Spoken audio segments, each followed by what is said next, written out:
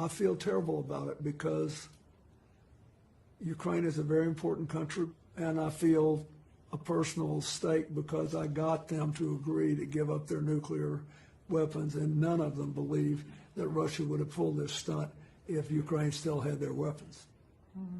So I think what Mr. Putin did was very wrong. And I believe Europe and the United States should continue to support Ukraine. There may come a time when the Ukrainian government believes that they can think of a peace agreement they could live with, but I don't think the rest of us should cut and run. A country's character is a reflection not just of its elected officials, but also of its people. I leave Washington to return to be one among them and hope to be a voice of unity and virtue.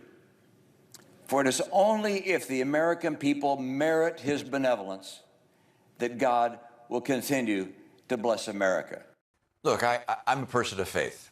That's fundamental to who I am. And I actually believe that the reason we were successful in the Revolutionary War and that George Washington was successful in guiding the troops was that the hand of God somehow played a role. I don't know what it was, don't know how direct it was, but I believe that we are blessed as a nation. And if you don't believe in a deity, fine, but I believe we're nonetheless blessed if we're good. See, I happen to believe that good ultimately wins, and I believe we're a good people. We've helped people in need. We've welcomed the poor, the hungry, those that are yielding or looking for freedom. We have helped freedom fighters around the world. Our motto, in God we trust, as well as the refrain, united we stand. All these things have made us a good people. And I think our future is bright if we continue to be a good people. The blessings of heaven, if you believe in God as I do, or the blessings of providence and the universe are associated with goodness, not evil. And so I think it's incumbent not just on the people we elect, but on all of us to try and, despite apparent failures from time to time and grievous mistakes that we made, to do what we can to be good people. To do what we can to be good people. And I have found that Americans, by and large, are by nature good people. We're generous, we're caring, we reach out, we help others. And I think this can be true of people across the world. But as our modern world has gotten even more insane, it's much harder to find those who are willing to be good people. But it's in there. And as we're good, we're blessed. So I thought that was an interesting one. You note that that was Bill Clinton talking about the mistake of having Ukraine give up their nuclear weapons, or at least the way it was done. And then it was Senator Mitt Romney, talking about providence from God being why our nation can be great to a certain extent. So let's go ahead and jump into what's going on in Ukraine. There's been a bunch of interesting things happening in just the last couple of days.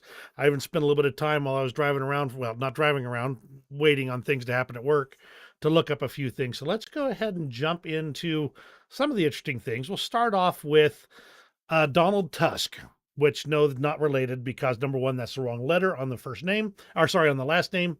And number two, he's in Poland. I'm here. So he is the Polish prime minister. My appeal to Western leaders from Lviv, he said, stop speculating about Ukraine's possible defeat. It has nothing to do with facts. Ukraine, despite some naysayers, defends itself effectively against the Russian aggression, even though no one gave it a chance in the first days of the war. Do you remember? I remember Russia saying it was going to take 3 days to take the capital. I remember the West saying there was no chance that Ukraine would be able to hold out for more than a week, a few days or a week tops. I remember the U.S. offering Zelensky a ride. And I remember Zelensky's response, where he didn't need a ride, he needed ammunition. The fight is here. And in those early days when ad hoc units of military, police, civilians would pull together and put together fierce defenses against the Russian attack, those days led to the victories. I saw a map that showed that right in March 2022, Russia had taken 30% of Ukraine's total territory. And today, Russia holds about 20%. So the next time somebody says, oh, Ukraine has never done anything, they cannot possibly push back Russia. Ukraine already has.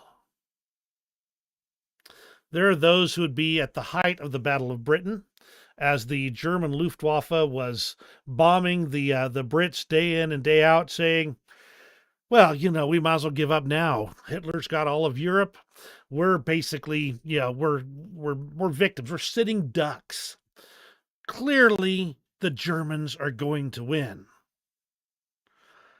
And there's those who would be at the height of the Battle of the Bulge, saying, oh, all is lost. The Germans have smashed our lines between the Brits and the Americans. There is no way we're going to be able to recover from this. And yet, in both cases, facts, spit, grit, power, and being on the right good side meant for victories. Of course, everybody's got to remember that World War II was not a short war. It started in the late 30s, ended in about 45, 46. So remember, it's not easy to see when the enemy's armies are raging across your territory that a victory is possible. He continues, you remember it best, and you have proven in all those years that you need to think with faith in your strength, and you believed in your strength. Now is the time for the whole West to believe in its own strength, possibility, and its ability to convince all the actors of this great game that Ukraine and the whole world deserve just peace and respect for territorial integrity and borders. We can no longer hesitate. Good statement by Minister Tusk there. It's just remember, at least according to my beliefs, in the end, good wins. God wins. And the powers of evil will not triumph in the end. Yeah, there's some times when they're going to gleefully declare that they have won, that all is lost, that God has been cast down. God is dead, and there's nothing to do but to submit. But in the end, God will win.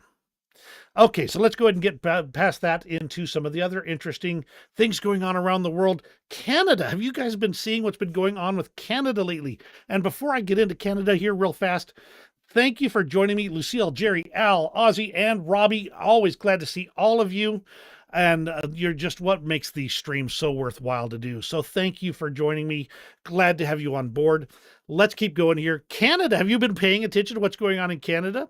They've had several of their ministers resign outright. Their government is basically falling apart. There's pressure on Justin Trudeau to resign and may collapse yet again. And this is from yesterday. So I don't even know. I haven't even had a chance to check what's going on with Canada. I'm sure if Trudeau had resigned by now, it would have gotten to me in the news. But overall, it means that things are not going well in our friends north of the border there, at least for their government.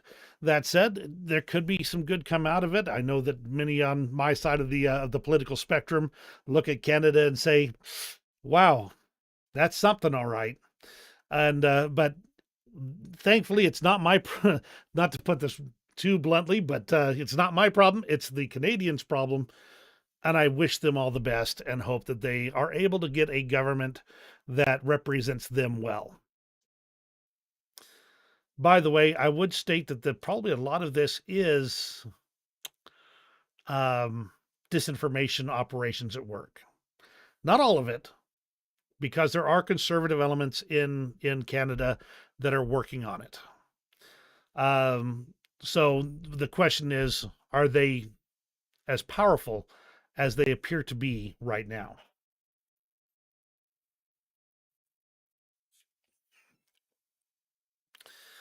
So anyway, it's interesting. Keep an eye on Canada. A lot of crazy things going on north of the border right now. The resignations have been coming fast and furious. I can't even list them all. I don't remember them all to speak of, because we're more about other things going on in the world right now. So let's talk about Syria for a moment. I swear I'm going to kind of burn through several of these things. Russia reportedly potentially had a deal with the new government to possibly retain their bases.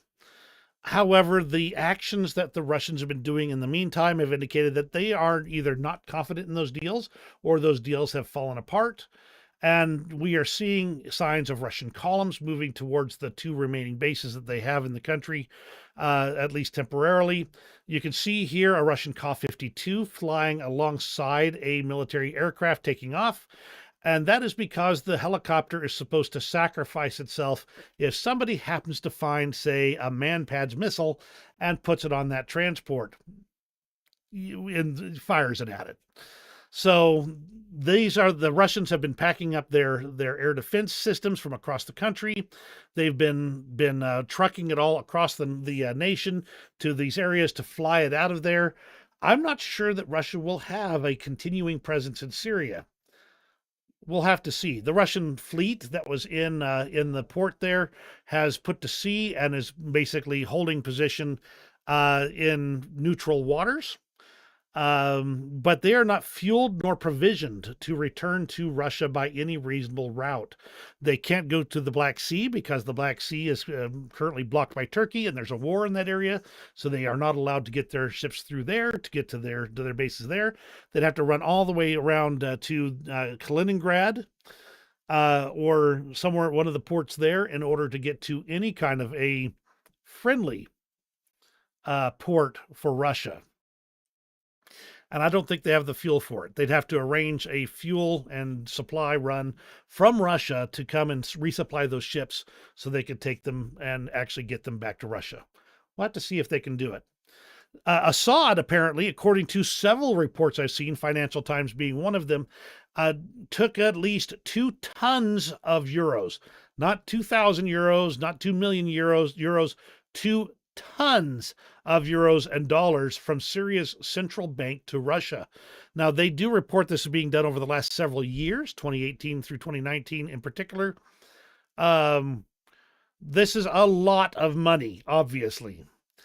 And so basically, why was Assad basically raiding the piggy bank all the way back in 2018, 2019? He declared that he intended to stay the whole time, that he would stand with his country and stand with his people, and he would fight. And yet he was already robbing the piggy bank well before this all fell apart.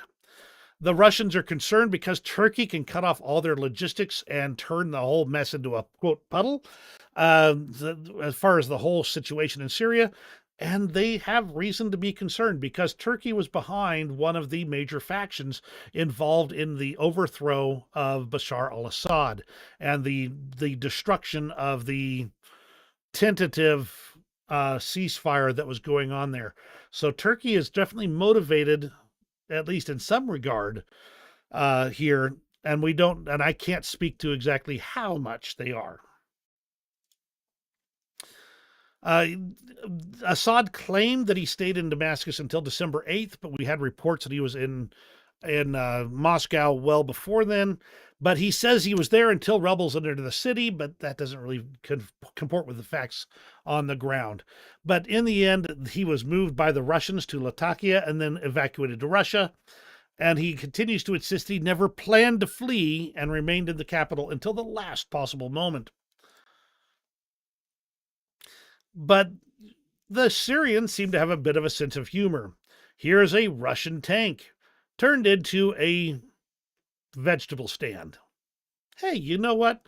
If you got it sitting there, it's got that nice angled front and lots of room to put the boxes on it. Looks like a great place to set up shop to me, and certainly it would be the best defended shop in the farmers market. Now, HTS and the Kurdish factions have been negotiating, and in fact, from everything I've seen, some of the remnants of the Assad regime have been negotiating as well. But in the end, the negotiations over the bases for Russia, we're not sure anything's gonna come out of it. Could be, could not be. We'll have to find out as things go along. In fact, at this point, as of December 16th, it looked like it had fallen apart. Large-scale withdrawal of troops, as I've already mentioned. The Dutch foreign minister stated that closing Russian bases in Syria will be one of European conditions for supporting the new Syrian government. So that may put the real kibosh on Russia's Africa operations, if that actually is what happens. Of course, the UN then showed up, and the Syrians, well, they didn't exactly think that was nice. They screamed that 100,000 dead, and now you come. The UN has really turned out to be not even a paper tiger, but more like a paper mouse. And even that's, I think, being generous to it. But there's a lot of things to be said about the UN, but clearly they showed up at the wrong time in Syria.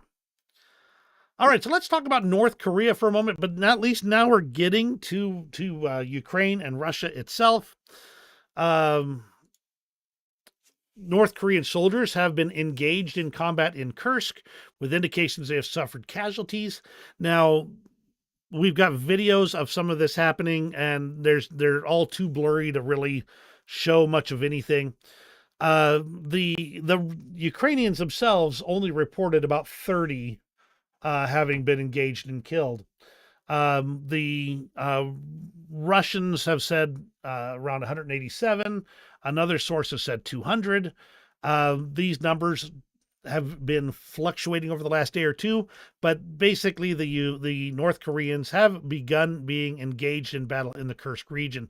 Here's some more video of that defeat of the Koreans there, the North Koreans. It gets pretty intense if you can kind of look through the blurriness there. They're being seen more and more often, though, according to the drone pilots that are engaging in the area.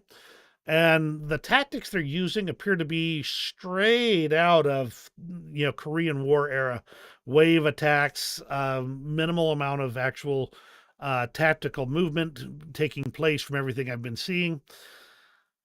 President Zelensky then released a statement.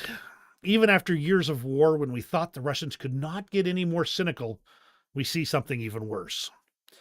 Russia not only sends the North Korean troops to storm Ukrainian positions, but also tries to conceal losses of these people.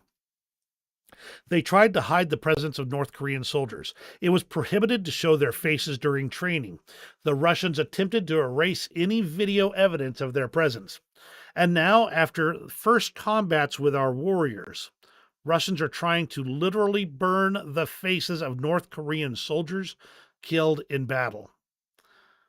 There is not a single reason for North Koreans to fight and die for Putin. And even after they do, Russia has only humiliation for them. The reports they got out of Plakovo in the Kursk region were that the North Koreans attacked in waves with superior forces, about 500 infantry, and suffered significant losses. This seems to be the pattern we're seeing overall. They are dressed in Russian uniforms with Russian patches and being sent in these assaults with the intent, from everything we've been able to see, to conceal the origin of these troops. A lot of these videos show the North Koreans advancing in pretty much chain formation, no real tactics to it. These might have been just occupying rear positions, according to Dmitry at War Translated. But this is also the pattern I've been seeing in other places. This is a row of North Korean soldiers that, by the way, this was as of December 16th. I've seen updated photos of this There's 3 rows of them now, that at least from the last one I saw.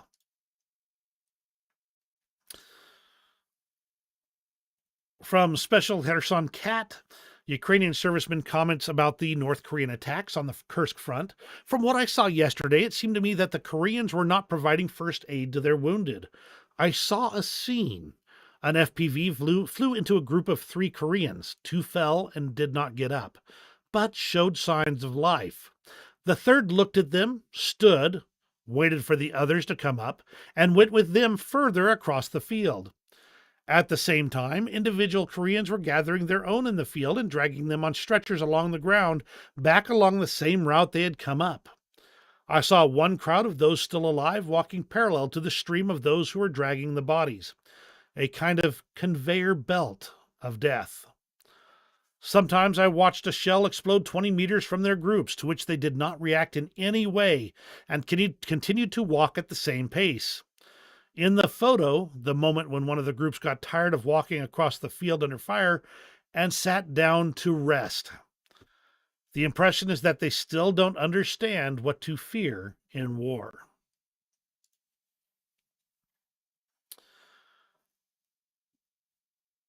Interestingly enough, one of the side stories that kind of appeared was this report. And I've seen it from several places. I've not seen like pictures or anything like that to confirm it, but it's an interesting report nonetheless. A group of Korean troops, North Korean troops, got into an argument with the Chechen Kadyrovites, and they couldn't really communicate well, so they got angry at each other, and 8 Kadyrovites were killed by North Korean soldiers. Apparently, they know how to shoot, at least. Then, of course, I had to add in Darth Putin. This is a parody account here. Have you noticed no one from either far right or far left think Russia using North Korean cannon fodder is an escalation? Thought that was pretty. It makes me laugh when somebody who's clearly a parody account hits right on the nose exactly what's going on with humor.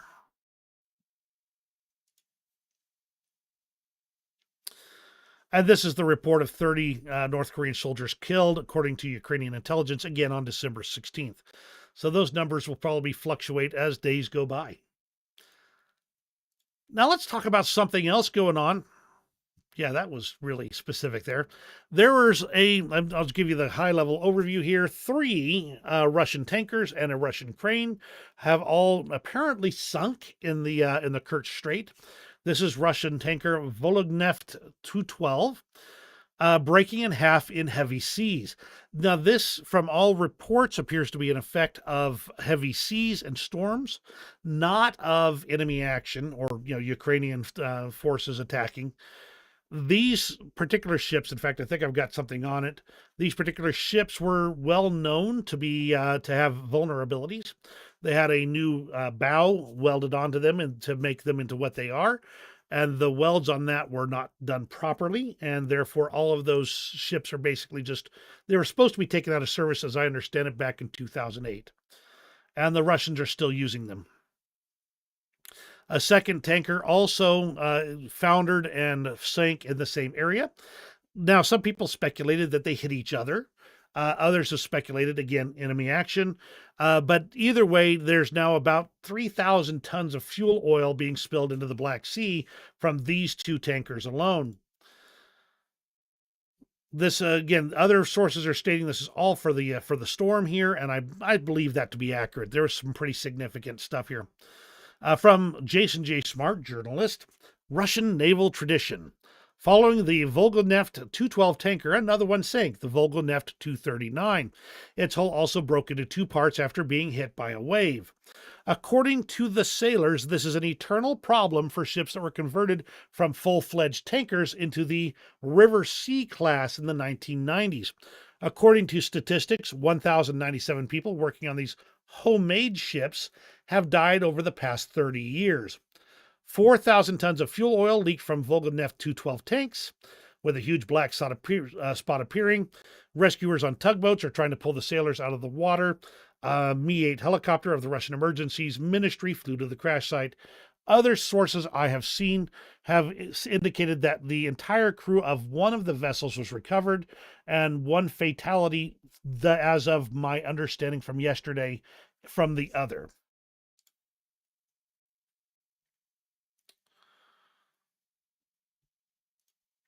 Already mentioning that these were not supposed to be, 2008. These were not supposed to be operating at all, much less in the open sea. As Aussie states, those tankers were river tankers not made for open sea, forced to go to sea as part of the Black Fleet oil tankers, oil mid-ocean to other. Oh yeah, transferring oil to other tankers. Exactly. This is Russia basically making do with what they have. Okay, let's kind of pop ahead here. Here's the third vessel, which was a Yalta area crane. This floating crane sustained serious damage from the huge waves and wind, with its boom reportedly going down.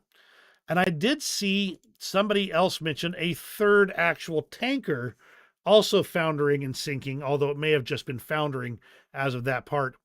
Anapa may have to forget about being called a resort city for a long time. The storm is bringing more and more petroleum products to Anapa's beaches from the tankers that sank in the Kerch Strait. The oil slick has already contaminated up to 35 kilometers of coastline.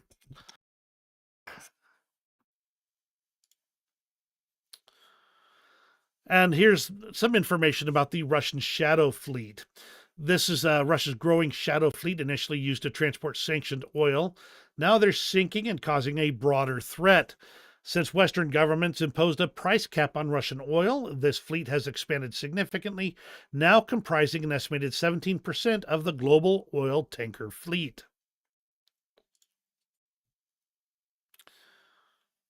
According to Anton Herashchenko, the sanctions against Russian oil are basically, they're symbolic rather than effective.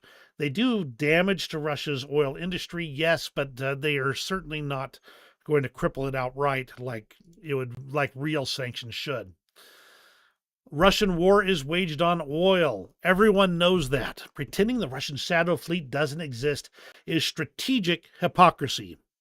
Time to close the straits for the Russian shadow fleet. An aggressor country cannot use the rules of the civilized world to its advantage to destroy that world and international law. That's a lot of potential catastrophes going on right there. All right, so let's go ahead and move on. I've called this section Peace Watch. It's kind of looking at the things that are directly impacting negotiations, coming along around those lines. From the EU High Representative Kajakalias, first there has to be peace in order to send peacekeepers, and Russia does not want peace. Vladimir Putin held a press conference. One of the conclusions is that Putin has decided to suspend any negotiations for the next few months. Kind of not a surprise.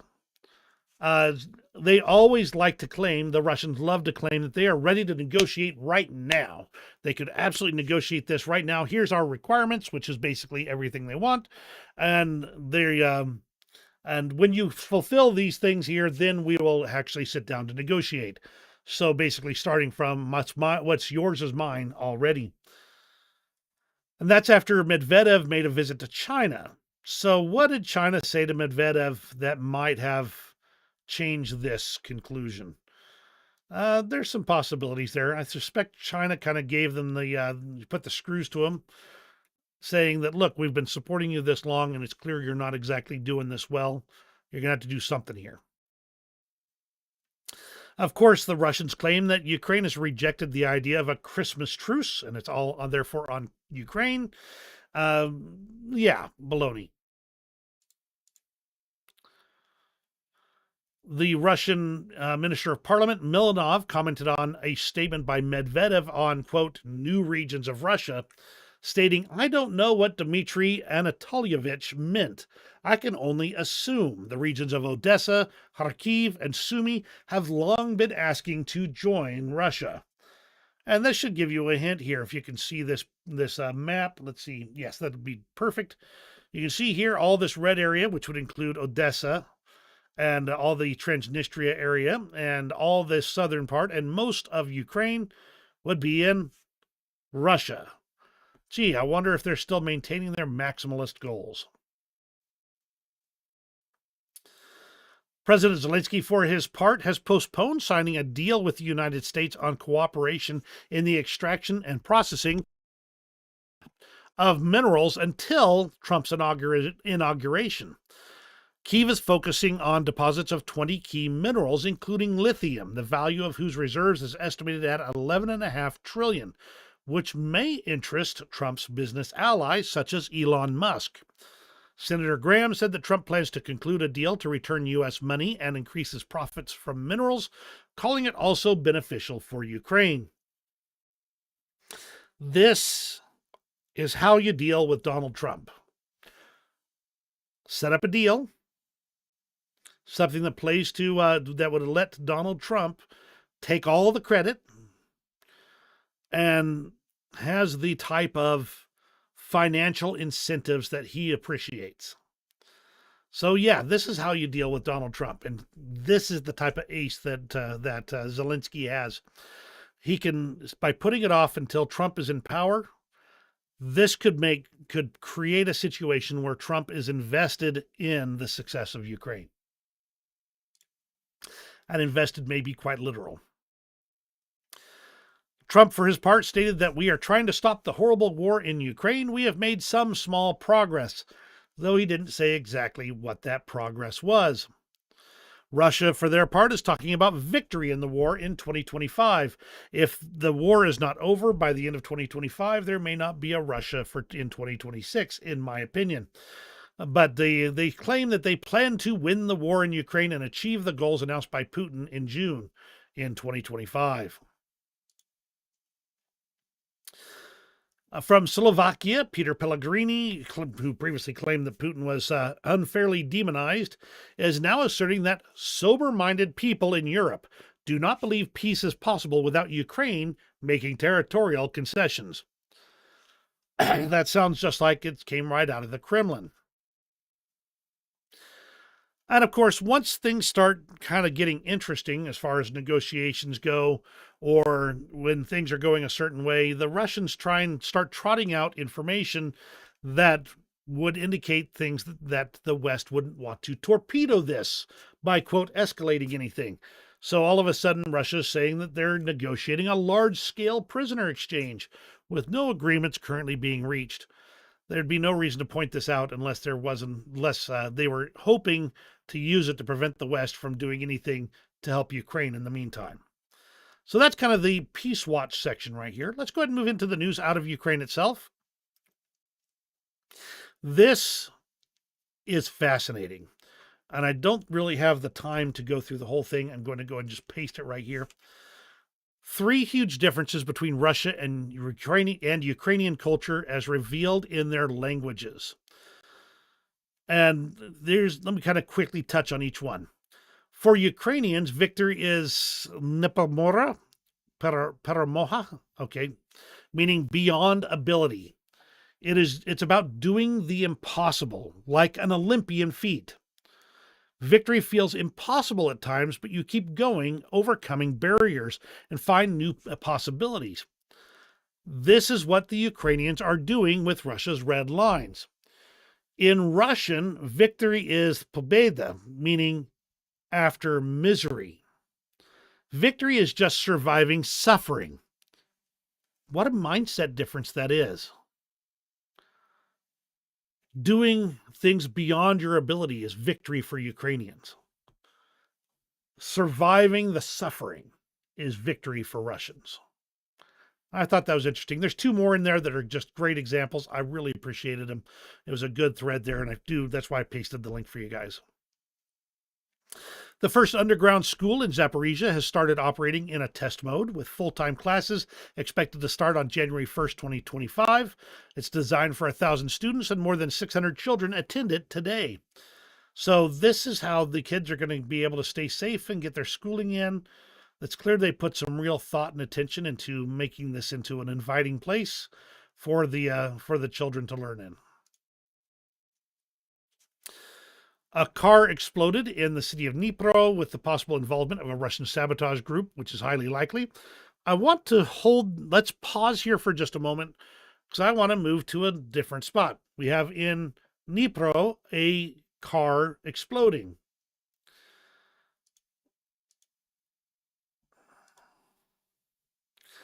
In Moscow, Russian Lieutenant General Igor Kirillov, head of the military's radiation, chemical, and biological defense forces, and his assistant were killed in a Moscow explosion.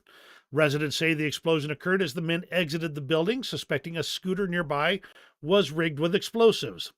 This happened yesterday. So the Russians blow up cars on the 14th, the Ukrainians on the 16th, and the Russians are yelling about it being a terrorist attack. There's video of it. There's nothing, you can't see anything to speak of. You just see the explosion and it's gone. But it was clearly coming from their left side there where there was a scooter parked. This is by the way, the same general who did the briefing about combat mosquitoes that were being developed in laboratories in Ukraine. So, make of that what you will. Jack's House talked about this scooter bomb here and compared it to bombs, the Viet Cong's bicycle bomb, and calls it a vintage classic. Basically, they booby trap a common everyday object that the military personnel don't see as a threat.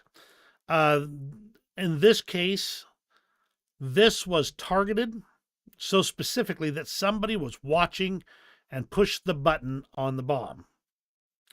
Now, obviously remotely targeted, triggered somehow or another.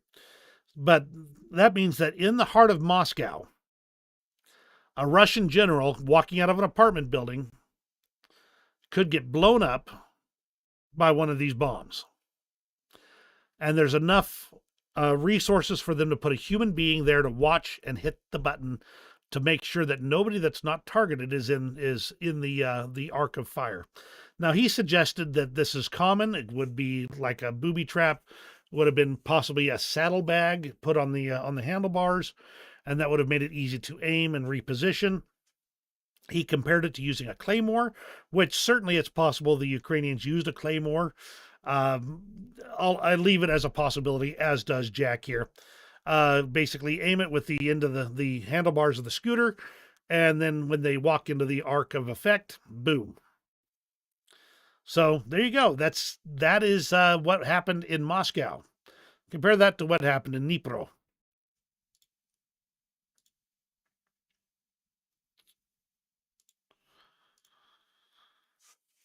Yevhen Chunyak, a Ukrainian owner of vodka distillery Global Spirits, gave 1.3 billion rubles, I believe that is, $13 million in profits from sales in Russia to the Ukrainian armed forces. The Russians are ticked off. They're charging him with financing terrorism and arrested him in absentia in 2023. Now, this comes from Informed Napalm. I've only seen it from them so far, but I haven't had a lot of time to research this one. Generally, Informed Napalm is a reliable source.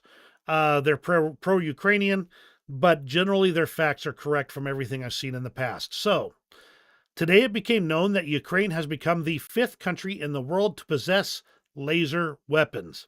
The commander of the Unmanned Systems Forces of the Armed Forces of Ukraine, Colonel Vadim Sukharevsky, reported on the presence of a laser system called Trident in Ukraine, capable of shooting down aircraft at an altitude of over 2 kilometers. So that means that they joined the USA, which is actively developing laser systems, Israel, known for its Iron Beam, the United Kingdom, which successfully tested their Dragonfire laser system, and South Korea, which has developed the Block I anti-aircraft laser system. So Ukraine has managed to join that rather rarefied little group. This article from the Kyiv Post postulates, will oligarchs regain power in Ukraine? War has a tendency to shake things up and could cause those types of issues. I'm not going to go into the whole article. It's a great article. I'm going to just leave the link here for you guys to check out at your convenience. I think, generally speaking, that comes down to this line. Yulia Mendel states that she has strong faith in the Ukrainian people, no matter what the future holds. How about a Mi-8 helicopter shooting down a Russian Shahed drone? He engaged it with probably cannon fire from the way it's been going here. You can see it start to heel over, basically roll over, and then crash into the ground here. The Ukrainians are using everything they can to engage these targets: planes, helicopters, people with machine guns, everything, just to take these guys out. The new Ukrainian cruise missile Piccolo has entered mass production. According to the manufacturing company, they've produced around 100 units of them in the last 3 months. 33 or so in a month is a really good production rate. Just saying. Be interesting to see if it's true. All right, let's move on to the news out of Russia itself. Putin said on November 28th, in fact, he declared it very loudly, that serial production of the Oreshnik missile complex has already begun. But on December 16th, he made another statement saying serial production of the Oreshnik complex will begin soon. So, was it in production? Or was it not? I'm inclined to think it was not. Belousov stated that Russia must be ready for war with NATO in Europe in the next 10 years. I actually think that's pretty much expected right now. If they're going to keep acting like they are, I think they should expect that. It'll be Russians doing it, though. A drone attack is reported on a Russian ammunition warehouse in Russian-occupied Donetsk region, with explosions being heard all night, with things like anti-tank missiles, tank ammunition, mines, grenades, and millions of various small arms rounds. A Su-30 fighter jet and 3 locomotives were destroyed in Russia by partisan activity. They say this is in Krymsk, or in the Krasnodar Krai region.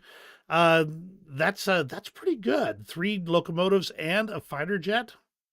Those partisans have really got their game on. An oil depot in Oriol continues to burn, with local neighborhood chats near the site of the fire reporting that the fuel storage tanks have ignited. This was as of the 14th. I've not seen any updates since then on this, but surely it's been put out by now. I say with a slight grin, because we've seen some of these fires burn for 10 days, 12 days, longer.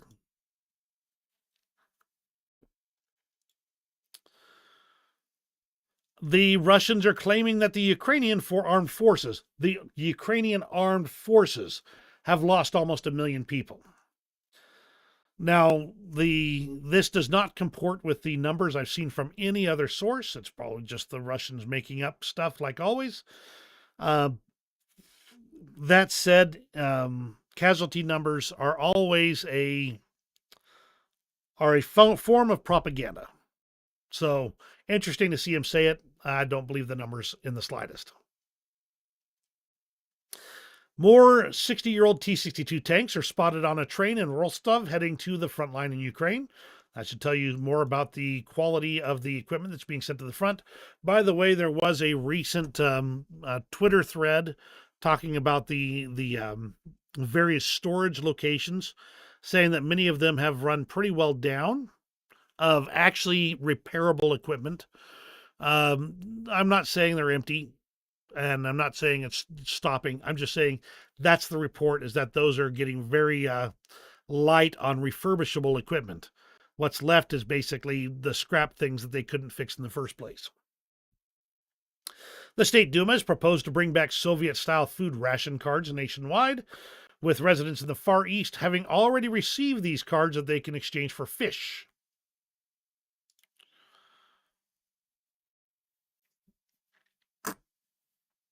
The Russian armed forces are forming a new unmanned systems force, basically drone forces, they're kind of behind everybody else at this point.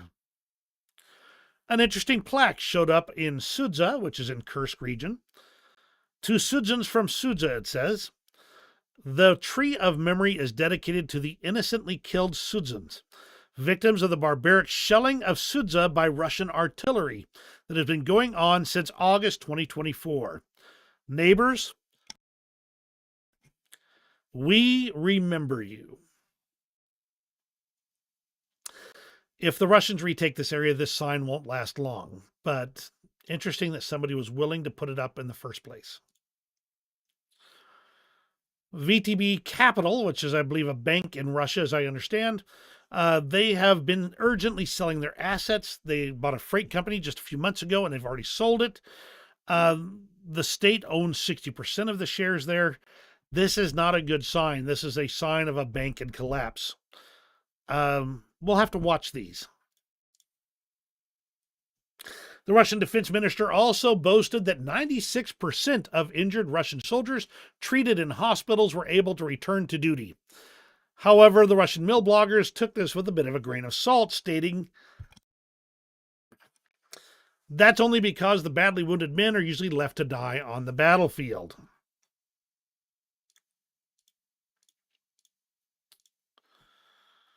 And another unusual thing took place today.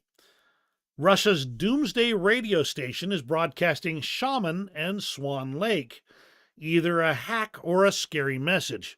I mean, the long story short on the Doomsday radio station is that they use it to broadcast a signal that's supposed to be telling their nuclear forces not to launch an attack until this signal suddenly stops. So it's considered the Doomsday radio station. They're supposed to launch a retaliatory attack, therefore.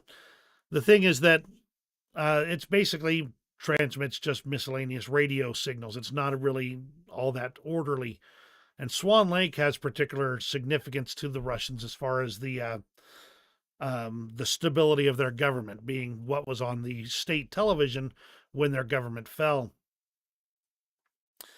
There could be secret messages in it. There could just plain be a hack. Probably a hack would be my guess, by people who are very familiar with the significance of it. But interesting nonetheless. Now, over in Grozny in Chechnya on December 15th, a drone managed to strike in a building there. Clearly a Ukrainian drone struck over there in Chechnya. Now, this is super close footage of the attack here. Let me see if I can get that up and then pause the audio. The drone will come in. Let's see if we can get it here. There's the drone, goes overhead, and you see the explosion. Quite the impressively close view of this drone. Somebody reported it was a Special Operations Unit, or OMON. Of course, Kadyrov stated that 3 drones struck Grozny, and he said that he had already destroyed 200 Ukrainian fascists. Basically, the Ukrainians are trolling Kadyrov at this point.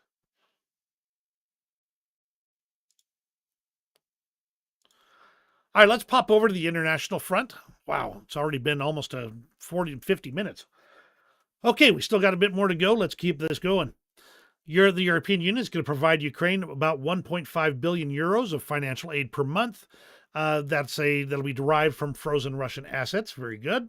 Nothing like having the aggressor pay for the defender. The Europeans adopted a 15th package of sanctions against Russia, including 84 listings of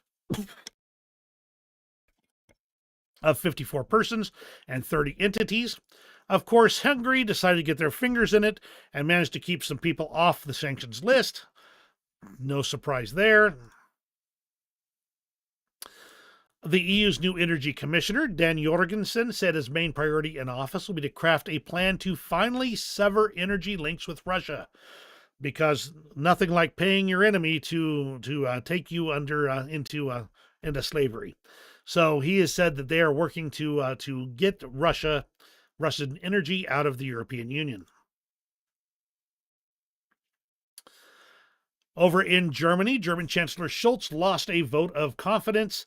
Elections can now happen on the 23rd of February, and it is likely that Scholz will be out of effective politics at that point in time. Considering he has continued to be a thorn in the side of aid to Ukraine, it doesn't surprise me, but it'll be interesting to see what comes up to replace him. News, according to Politico, that the U.S. is preparing sanctions against Serbia. The U.S. intends to impose sanctions on Serbia's main oil company due to Russian ownership. So, be interesting to see if anything comes of that. We'll just keep an eye on it. Now, this is from the U.S. Helsinki Commission. This is a U.S. Human rights monitoring group that monitors the situation with Russia.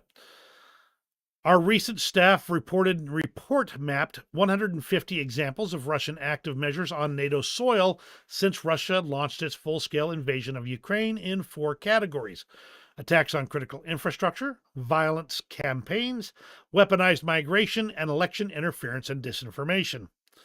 And they go through a lot of these different attacks and kind of run it down, talking about the weaponization of migration, etc. Again, this is a good little short read. It takes about 5 minutes or so. We got some pretty pictures. Okay, I like pictures. I'm good with that. There's the link for you to look at your leisure. Europe's support to Ukraine is now beating the United States at 3 times the margin. And this has been the case for a while, that Europe's actual total assistance to Ukraine has been greater than the U.S.'s by a significant margin. Now it is up to 3 times what the U.S. is providing. And the reason nobody notices this is because the aid is broken down by country. And when you've got a bunch of little countries providing small chunks of aid instead of a big chunk of it like the U.S., it tends to disappear. Norway is providing $242 million for Ukrainian naval defense against Russian Black Sea threats. They'll be channeling that through an existing Nansen support program. And that is the international front. Now let's go ahead and move over to the front lines for a bit, and we're going to start off with a Russian train in Zaporizhia was destroyed with $4 million worth of Russian fuel, as well as the railway line that was underneath it. This is a multi-stage operation where the partisans managed to disable the train enough to get it to force it to hold still, and then follow on strikes with either HIMARS, which I've seen in some places, or drones, which I've seen in some places, were used to target and destroy the entire train with 40 cars of fuel. Now, the interesting thing there is that all that fuel burning right above the steel railroad tracks denatures the steel, makes it so it's less strong or more brittle. And this means that those tracks will have to be entirely replaced in order for them to actually use this rail line again. They can't just shove the cars off and then go to town.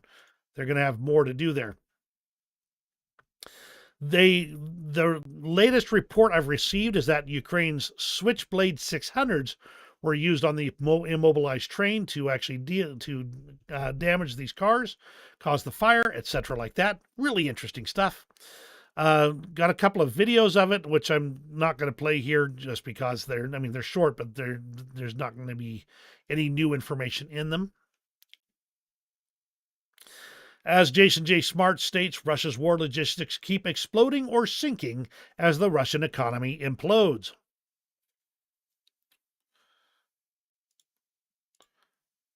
Of course, the Director Defense Intelligence of Ukraine went ahead and posted a video about it.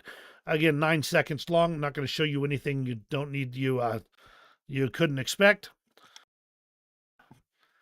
But this partisan activity combined with directed fire tells you how coordinated the situation is behind enemy lines in Ukraine by the Ukrainians. Interesting, nonetheless. And other interesting things going on the front lines. Now, we've talked about the Serbiansky forestry area many times. The Russians and the Ukrainians have been going back and forth there more times than I can count.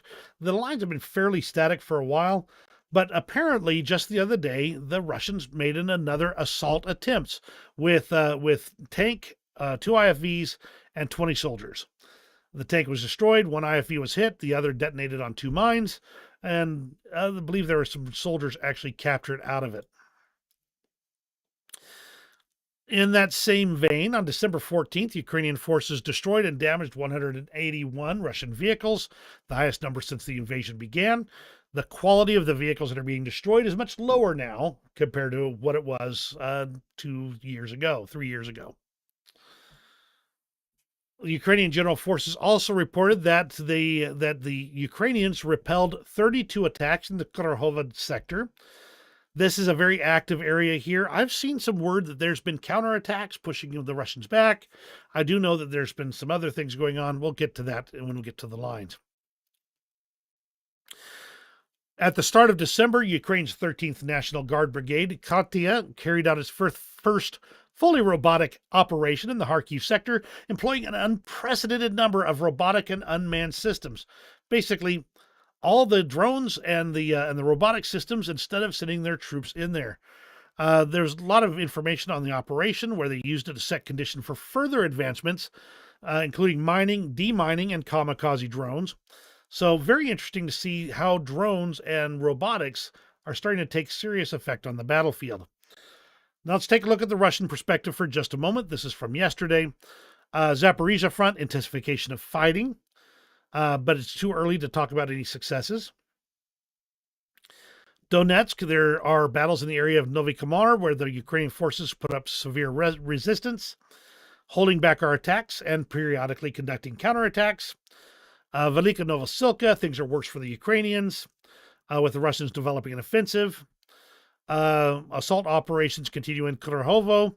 He says tactical successes, but when he says tactical successes, I usually interpret that as they manage to advance a couple of feet, because that's really all they seem to do when they do these tactical successes. South of the city, the troops continue to clear the pocket that is formed there, and that appears to be accurate from the latest information. Chasiv Yar, continuing fighting. No precise data on the advances, etc., etc., etc. The Ukraine control map reported that the Russians continue to advance slowly in Toretsk, with little of the city remaining.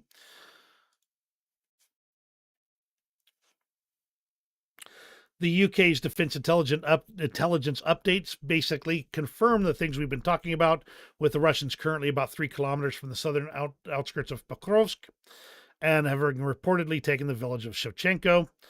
The Russian forces have highly likely intersected Velika Novosilka's northeastern logistics route, the TO-518. And in early December, Ukrainian forces reportedly regained control of the village of Novyi Komar and continue to maintain one remaining supply route to Velika Novosilka from the north. So very complicated things going on in that area right now. Let's get the latest refresh here, see if there's anything exciting. Quickly scan the lines on the UA map here. You notice that the whole area that they showed that the Russians had jumped into Sumy has disappeared. Yeah, that never happened. That was Russian propaganda happening. No significant changes that I can see near Volchansk. A little bit of expansion of the lines here at Kivsharivka. So the Russians are continuing to develop this offensive in this area just east of the river.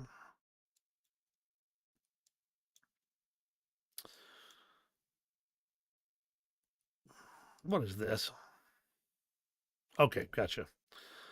Generally, this area right here, there's a lot of just small changes going on. Nothing that's huge, but the Russians are still maintaining the advantage there. And that's kind of the long story short.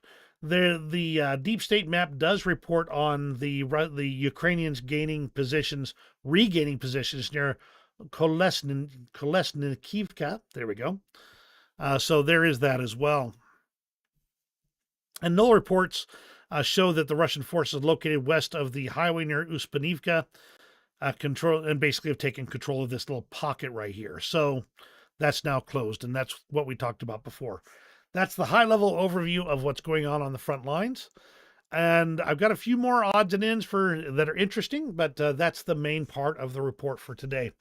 And now's a good time to pop in with questions or comments. Absolutely, I'll be watching, so please pop in and make your comments. I would love to see them. And on that, The year 2025 will begin with Wednesday, Thursday, Friday, or WTF. I won't tell you what that means. I'm sure you can look it up if you wish to, but that means that that any year that begins with a Wednesday begins like this, including 2020 with the COVID-19 pandemic, 2014 with the Ebola outbreak, 2003 with the war in Iraq, 1997 with the death of Princess Diana, and 1986 with the Chernobyl nuclear power plant accident. Ukrainian defenders make Vareniki on the front lines using shells. I occasionally catch videos from a construction site where they do cooking with their construction equipment and all that kind of stuff. Still, seeing a guy with, I'm sure, a non-fused shell cooking using it as a rolling pin really puckers me up. I don't think I could. I imagine if I was that familiar with it, I could do it. But man, watching it on video really, yeah. This is an interesting recording, and I'm kind of low on time, so I'm going to just go ahead and paste it in here. Vareniki. Okay, thank you very much. Robbie, I don't have time to quickly jump in and grab the Google Translate to learn some of the words, so I'm trying my best, but thank you. I'll try and keep that in mind. Vareniki. So you may remember back in 2018, the Wagner Group started to make an advance on a U.S. protected, I believe it was an oil pumping station or oil field.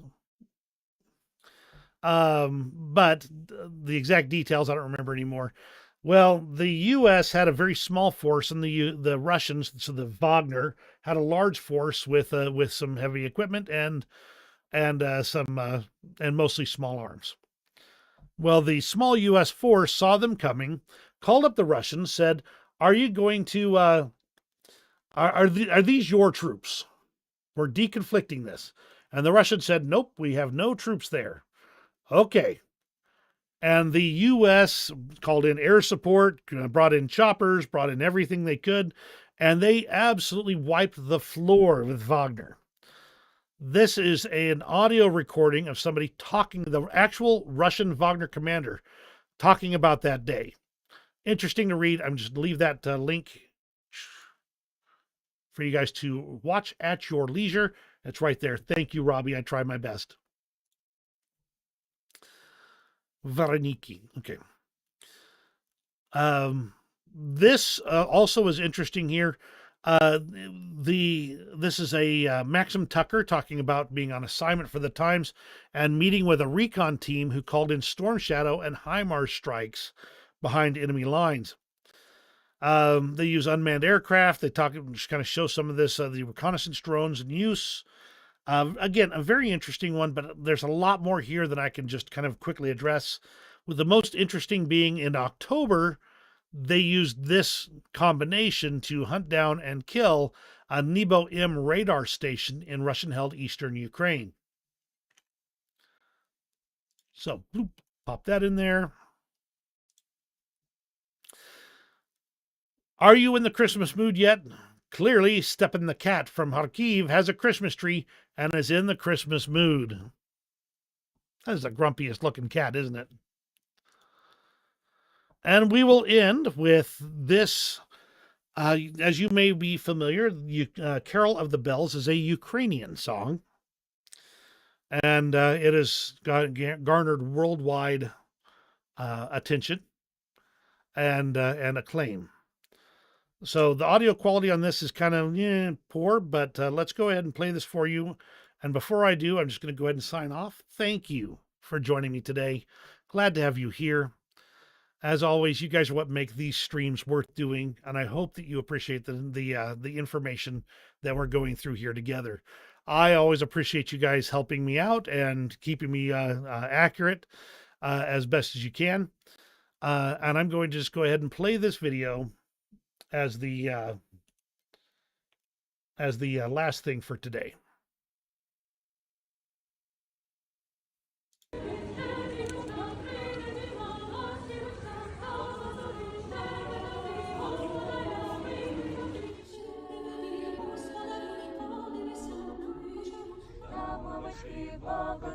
Сонечки народились, тебе товар весь хороший, будеш мати мірку грошей.